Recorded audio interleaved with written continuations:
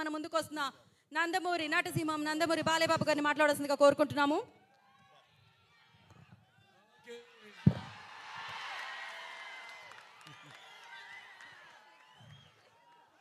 ఉగ్రం వీరం మహావిష్ణుం జలంతం సర్వతోముఖం నృసింహం భీషణం భద్రం మృత్యుం నమామ్యం.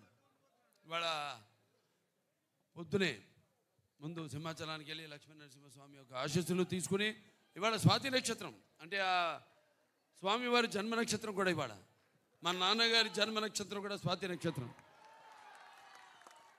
అంటే కొన్ని వాటికి ఆ భగవంతుడే నిర్ణయిస్తాడు ఏది ఎప్పుడు జరగాలన్నది. నేను చాలా సందర్భాల్లో చెప్పడం జరిగింది.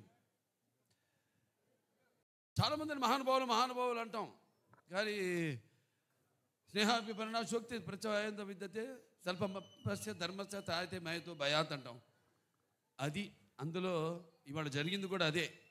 ఇవాళ ఆ లక్ష్మీ నరసింహస్వామి నక్షత్రం అయితేనేటి పుట్టిన నక్షత్రం ఉద్భవించిన నక్షత్రం అయితేనే ఆ విష్ణు వంశం.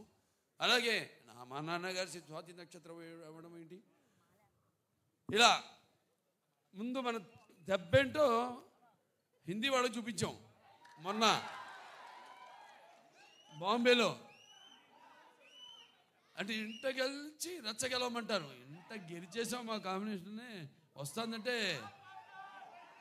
ఇప్పుడు రచ్చ గెలిచి అంతే. రచ్చ గెలవడానికి రచ్చ చేసాం. అక్కడ బ్రహ్మాండంగా వాళ్ళు సినిమాని వాళ్ళు మేము రిలీజ్ చేసిన ఘోర ఏదైతే థీమ్ సాంగ్ ఉందో అద్భుతంగా వాళ్ళు దాన్ని ఆస్వాదించారు.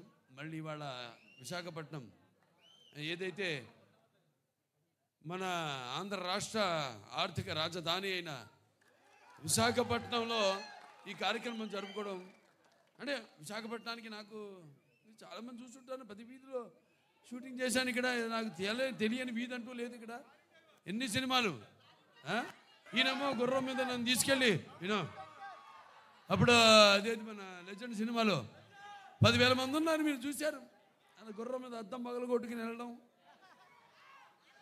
ఎన్నో. ముందుగా సరే నాకు ఇంత ధన్యమైన జన్మనిచ్చి నన్ను మీ అందరి గుండెల్లో ఆయన ప్రతిరూపంగా నిలిపినందుకు దైవాంశ సంబుధుడు విశ్వానికే విశ్వ నటన ఎలా ఉంటుందో చూపించిన కారణ జన్ముడు నా గురువు నా దైవం మా తండ్రి గారిన విశ్వవిఖ్యాత నట సార్వభౌమ నటరత్న కళా ప్రపూర్ణ డాక్టర్ పద్మశ్రీ నందమూరి తారక రామారావు గారికి ఆయనకి నా అంటే వాగ్రత సంపర్తం వాగ్రత ప్రతిపత్తే జగతో పితరు వందే పార్వతీ పరమేశ్వరం. అటు తల్లి యస్మాత్ పార్థిపద ప్రాతుర్భుతున్న భక్తి గురుణ సంతుల మాంసే శాస్త్రం తస్మే సర్వజ్ఞ మూర్తే పిత్రే. అంటే సగం నాకు ఈ శరీరాన్ని ఇచ్చి నాకు మా గురువుల దగ్గర పాఠాలు నేర్చుకోవడానికి అయితేనేమి ఇవన్నీ నాకు అవకాశం ఆయన సినిమాల ద్వారా అలాగే బయట గురువుల ద్వారా నాకు పాఠాలు నేర్చుకోవడానికి నాకు అవకాశం ఇచ్చిన నా తండ్రి గారికి అలాగే మా తల్లిగారు బసవతారకం గారికి వాళ్ళకి ఈ సభాముఖంగా నా ధన్యవాదాలు తెలియజేసుకుంటూ ఇప్పుడు మన సినిమా విషయానికి వస్తే తాండవం అఖండ తాండవం మొదటి సినిమా భాగం చూశారు మీరు. ఆనాడు ఆ కోవిడ్ పరిస్థితుల్లో ఆ పాండమిక్లో చిత్రం విడుదల కావడం మొట్టమొదటి భారతీయ చిత్రం. అసలు జనం వస్తారా రారా థియేటర్ కన్నా పరిస్థితుల్లో ఆ సినిమాను విడుదల చేయడం, దాని తర్వాత అది ఘన విజయం సాధించడం, అందరికీ ధైర్యం రావడం, వాళ్ళు కూడా వాళ్ళ సినిమాల్ని విడుదల చేయడం, మన వాళ్ళే కాదు యావత్ భారతదేశపు చలనచిత్ర పరిశ్రమ కూడా వాళ్ళ సినిమాలన్నీ ధైర్యంగా వాళ్ళు విడుదల చేయడం జరిగింది. ఇవాళ మళ్ళీ అఖండ తాండవంతో మేము ముందుకు వస్తున్నాం. చూసాక పాట ఎలా ఉంది? ఇప్పుడు అంటే ఈ సినిమా పాట ఐటమ్ సాంగ్ కాదు ఇది. ఈ సినిమాలో ఈ పాట అనేది ఒక మంచి కుటుంబం వాళ్ళు జరుపుకుంటున్న ఒక పండగలో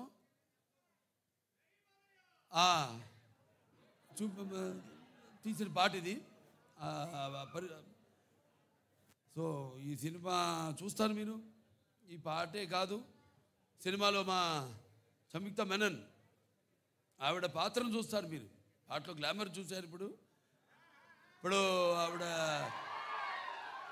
రేపు సినిమాలో ఆవిడ పాత్ర ఎంత అద్భుతంగా ఆ పాత్రకు అంటే మన దర్శకులు బోయపాటి శ్రీను గారు మరి ముత్యాలు ఏటుపాలుగా దొరికితే చూడడానికి ఎంత అందంగా ఉంటాయో అంత అందంగా నటినట్టు నుంచి భావాల్ని రాబట్టగలిగిన దర్శకుడు మా బోయపాటి శ్రీను గారు.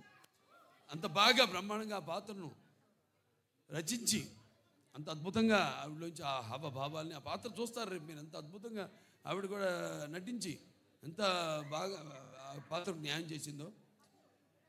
అలాగే మా భాను మాస్ గారు ఉన్నారు ఇక్కడ. ఏది మన అక్కడ జయబాలయ్య పాట, ఇప్పుడు మళ్ళీ ఈ పాట చాలా అద్భుతంగా ఆయన కంపోజ్ చేయడం జరిగింది. మూమెంట్స్ అన్నీ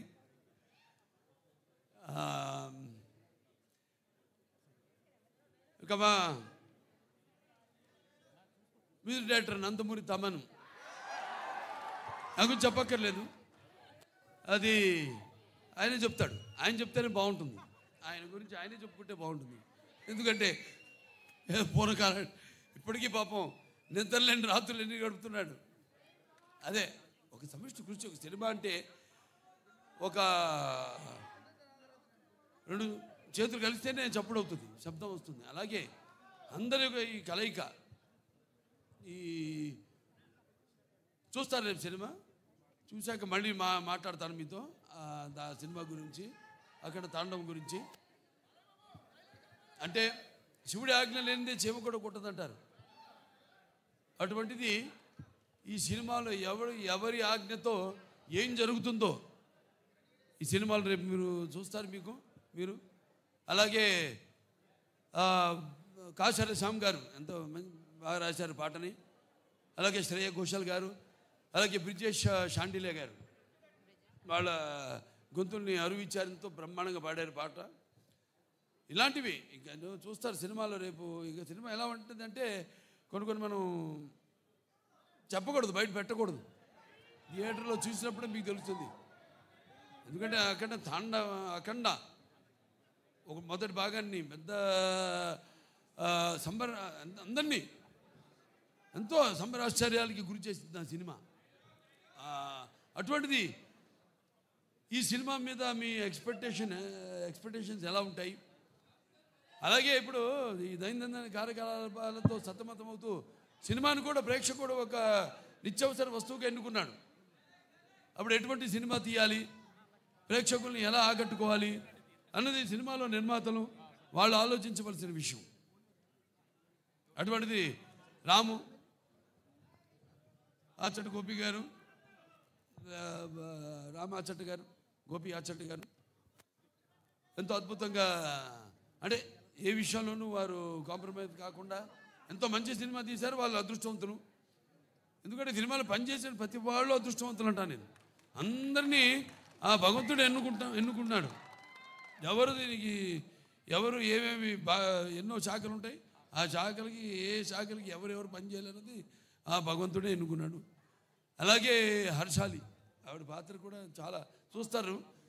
బజరంగ భాయిజాన్లో చేసింది అప్పుడు చిన్నపిల్ల. ఏది మనం డాకుమారాలో చేసిందో పాప వేదాన్ని.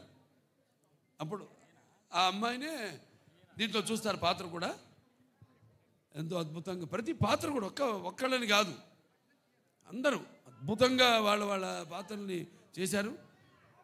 అలాగే ఈ సినిమా నేను కూడా ఎదురు చూస్తున్నా డిసెంబర్ 5 కోసం.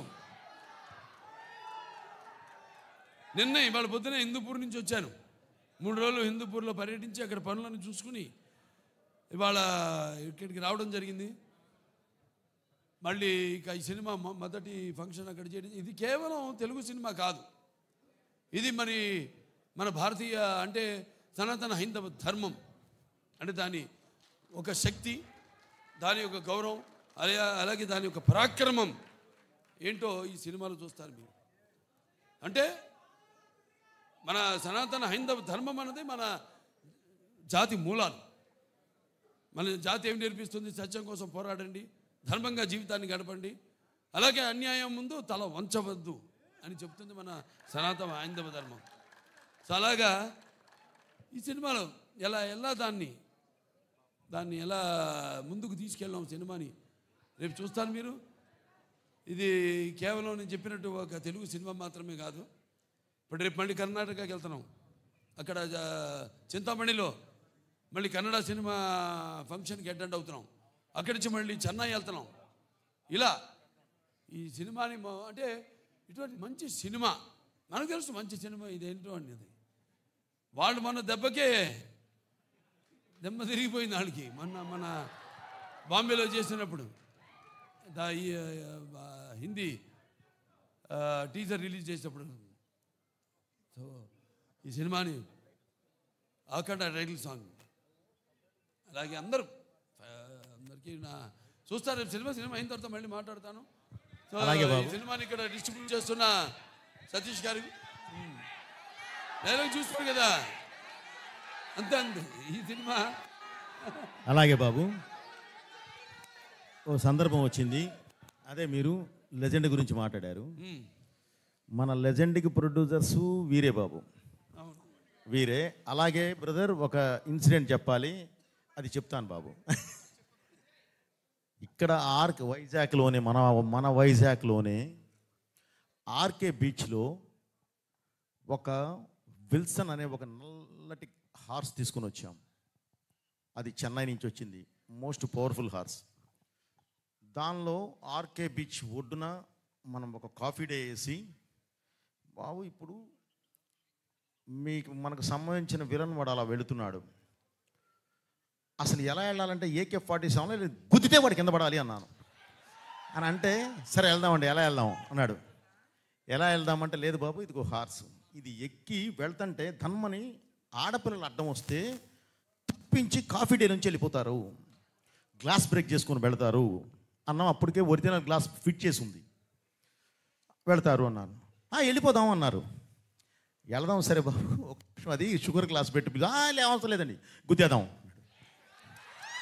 గుద్దేద్దామా బాబు, ఒక నిమిషం ఆగు, సరే గుద్దుదామని చెప్పి వెళ్ళి ఏదో చిన్న నీకు కావాల్సిన సెక్యూరిటీకి కావాల్సిన ఏ కావాలో అవి తీసుకొని వదిలితే హార్స్ 110 కిలోమీటర్ స్పీడ్తో వెళ్ళి కొడితే 40,000 మంది 5 నిమిషాలు క్లాప్స్ కొడుతూనే ఉన్నారు. సో ఆ రోజు అది ఏమనాలి, సినిమా కోసం తపన, అది మూర్ఖత్వం కాదు, సినిమా కోసం తపన, రియల్గా చేస్తేనే వస్తుంది అనే ఒక ఇది. బోయపాటి కూడా ఉన్నాడు, దానికి కావాల్సిన కేర్ కూడా తీసుకుంటాడు అని ఆయనకుండే నమ్మకం. వీటన్నిటితో ఆ రోజు షార్ట్ చేసాం. ఈరోజు బాబు మీరు లెజెండ్ అని ఎత్తితే అది చెప్పబుద్ధి అయింది. అది 110 కిలోమీటర్ స్పీడ్తో వెళ్ళి గుద్దేసి బయటికి వెళ్ళిపోయింది. 40,000 మంది 5 నిమిషాలు కొడుతూనే ఉన్నారు claps. Okay, I felt very happy బాబు. అలాంటి మూమెంట్స్ మనకి చాలా ఉన్నాయి. ఈ సినిమాలో అయితే అసలు లెక్కే లేవు. రేపు మీరు చూస్తారు, చూసిన తర్వాత చెప్తారు. వస్తుంది బ్రదర్. ఈరోజు యాక్చువల్లీ ఈ సందర్భంగా డైలాగు అన్నీ మాట్లాడేవాళ్ళమే, కానీ ఎందుకు ఆగామంటే బ్రదర్, ఈరోజు మనం కమర్షియల్గా ఒక మంచి మాస్ సాంగ్ మీ ముందుకు తీసుకొచ్చాం. ఓకే, ఇప్పుడు వేదం గురించి, ఇప్పుడు ధర్మం గురించి, ఇప్పుడు ఈ దైవం గురించి మేము దాని మీదకి వెళ్ళటం కరెక్ట్ కాదు అన్న ఉద్దేశంతో ఆగడం జరిగింది. అందుకని బాబు గారు కూడా స్లోగా 1 by 1 మాట్లాడుతున్నారు. అది థ్యాంక్ యూ బ్రదర్.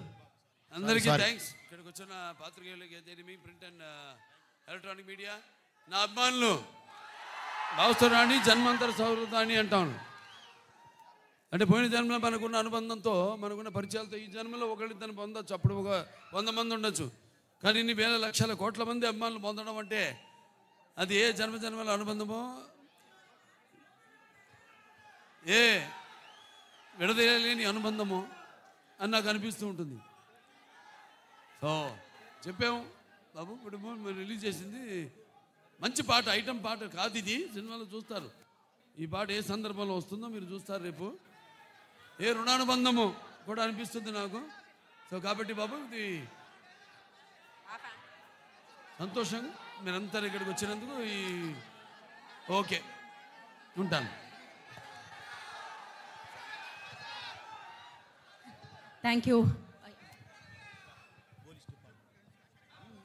అలాగే ఇక్కడ శ్రేయస్ మీడియా వాళ్ళకి నా అభినందనలు తెలియజేసుకుంటాను. నా ప్రతిదీ కార్యక్రమం కూడా వాళ్ళే చేస్తారు.